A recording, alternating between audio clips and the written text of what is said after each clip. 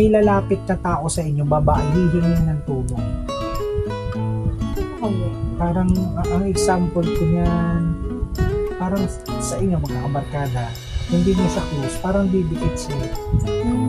Tapos yung pagdikit niya, gusto niya yung lahat ng achievement niyo, gusto niya kasama siya, gusto niya ganun din. Pwede niyo siyang tulungan, para feeling ko kasi parang mas bata siya. Yung si 8 of Tower. Tapos, sinasabi ng card, ang hindi lang siguro niyo magagawa, sumama sa inyo sa mga, lalo na pag-abroad. Payag ba sa pamilya mo mag-isa? Siguro kasama anak. Paano alis?